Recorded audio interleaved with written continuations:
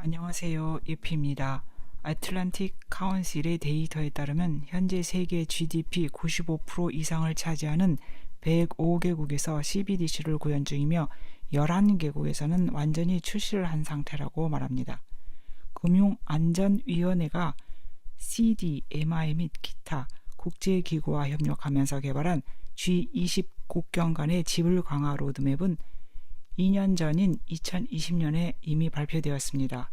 전 세계적으로 국경 간 테스트가 진행 중이며 현재 4번째까지 진행이 되었습니다.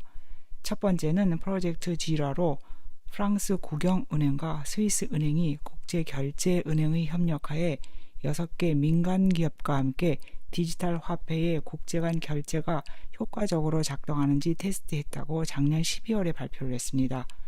프로젝트 브릿지는 홍콩, 중국 본토, 태국, 아랍에미레이트 연합의 중앙은행이 국제결제은행과 협력하여 총액 2,200만 달러 이상의 외환 거래가 이루어지는 국경 간 디지털 화폐 프로젝트를 종료했습니다.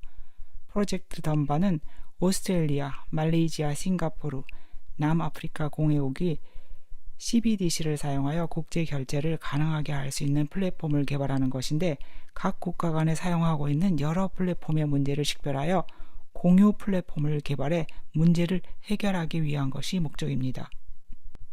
네 번째 프로젝트는 아이스 브레이커로 스웨덴 중앙은행이 이스라엘 노르웨이와 함께 국제결제은행과 손잡고 디지털 화폐로 결제 테스트를 진행해 2022년 연말까지 진행한 후 그에 대한 결과를 2023년 1분기에 발표할 예정입니다. 국제결제은행은 스위스 바젤에 본부를 두고 있는 세계 중앙은행들의 모임을 뜻합니다. 이들은 2020년 1월 캐나다, 영국, 일본, EU, 스웨덴, 스위스 중앙은행과 함께 CBDC 관련 정보 공유 포럼을 창설해 각국의 디지털 화폐 경험을 공유하고 있습니다.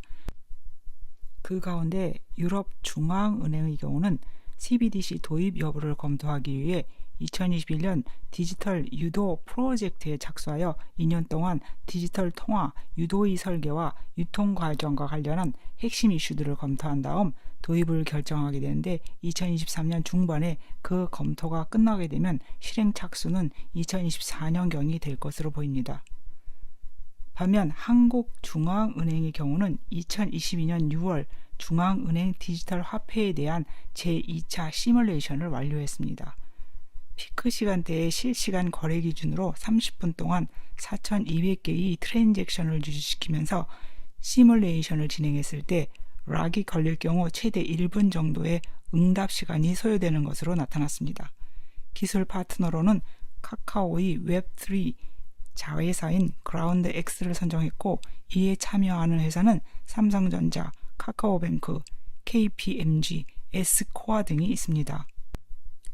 제2차 시뮬레이션이 완료됨에 따라 한국중앙은행은 14개의 시중은행 및 금융결제원과 협업을 시작했으며 중앙은행 시스템과 은행 내부 시스템을 통합시키는 기능을 만들고 있고 신용카드 회사와 증권회사와 같은 다른 유형의 회사들을 시뮬레이션에 포함시킬 예정입니다. 또 국경 간 결제 시스템 실험을 앞두고 있으며 CBDC 도입은 멀지 않아 보입니다. 각 국가들이 이러한 시뮬레이션을 진행하고 있는 사이 나이지리아는 바하마에 이어 세계에서 전 세계적으로 CBDC를 실행한 11개국 중 하나의 국가가 되었습니다. 나이지리아 중앙은행은 현금 없는 사회를 앞당기기 위해 개인과 기업이 현금 인출을 할 수 있는 범위를 극적으로 제한시켰습니다. 2022년 12월 6일에 발표한 규정에 따르면 개인은 1일 45달러, 기업은 225달러만 현금 인출이 가능합니다. 거기에다가 현금 인출 시 붙는 수수료를 개인은 5%, 기업은 10%를 적용시켜서 현금 인출 시 드는 부담감을 가중시켰습니다. 이는 인터넷 뱅킹과 모바일 뱅킹, USSD 카드, 이나리아와 같은 대체 금융 시스템을 더 사용하도록 유도를 하기 위한 방법을 채택한 것입니다. 현재까지는 개인이 1일 최대 338달러, 기업은 1120달러가 적용이 되었었습니다. 나이지리아가 이렇게 극단적인 선택에 나선 이유는 작년 2021년 10월 25일 디지털 지갑인 이나리아를 도입한 후 1년 동안 인구의 0.5%만이 이를 사용하여 거의 실패에 가까운 형태를 보이고 있었기 때문입니다. 이나리아의 가입은 디지털 아이디로 가능한 체계로 설정되어 있습니다. 미국 연준과 유럽 중앙은행 총재는 CBDC가 도입이 되면 이는 익명으로 사용할 수 있는 것이 아니며 디지털 신원 체계와 결합을 하게 될 것임을 말했습니다.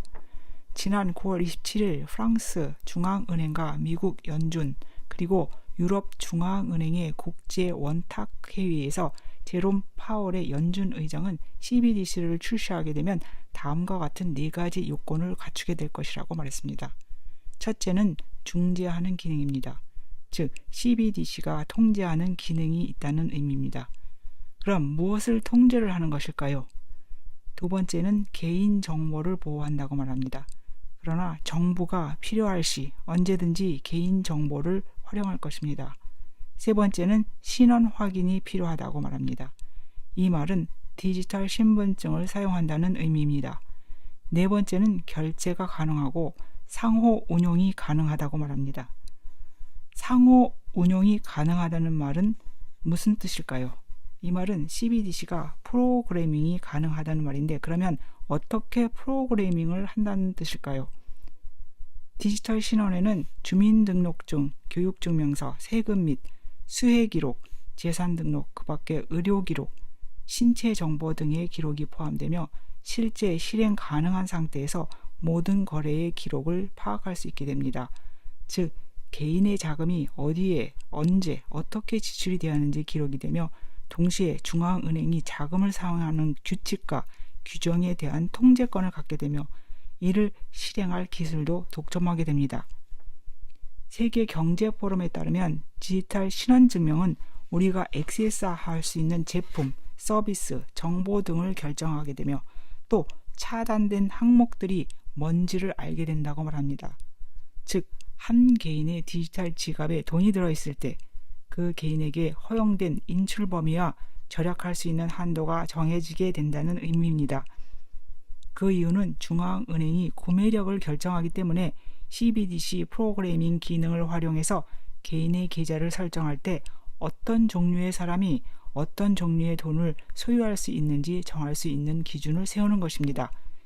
예를 들어 스웨덴의 경우 이미 개인이 사용할 수 있는 탄소 한도 내를 초과하게 되면 사용자의 신용카드를 차단하는 시스템이 설정되어 있습니다.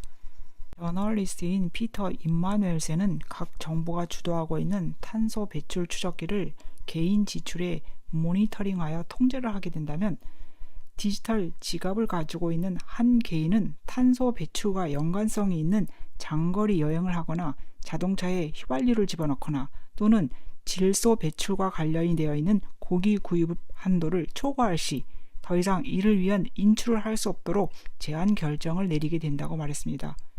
이런 일련의 과정은 결국 CBDC가 사회 신용제도 평가 시스템의 기반 역할을 하게 될 것으로 보입니다. 각국 정부들은 디지털 지갑 판매를 위해 즉 CBDC 계정 신청과 사용을 판촉하기 위해 종이 현금과 디지털 화폐 둘 다 모두 사용 가능하다는 옵션으로 시작을 하게 될 것입니다. 디지털 ID를 통한 CBDC 둘 다 일정 수준 상용화가 되어갈 때 현금 사용으로 돌아가게 되는 옵션을 점점 줄여가는 방식에서 아예 없애는 방식으로 진행이 될 것입니다. 또한 나이지리아가 도입한 이나리아의 경우와 같이 인구의 소수만이 사용하게 되면 시스템의 현실화를 강제하기 위해 현금 인출 한도를 극단적으로 제한하여 실행하게 할 것입니다. 실제로 2017년 9월 세계경제포럼의 어젠다 블로그에는 잘 설계된 CBDC의 특징은 종이화폐의 점진적 노후화를 목적으로 하고 있다고 말합니다. 그러나 이를 넘어 개인이 디지털 지갑을 가지고 있지 않을 때는 매매를 할 수 없는 시기가 오게 됩니다. 그리스도인의 경우는 선택의 난이도가 점점 더 올라가고 있음을 보고 있습니다. 그 이유는 전 세계의 모든 사람들이 이 시스템에 합류하게 될 것이라는 사실은 의문의 여지가 없어 보이기 때문입니다.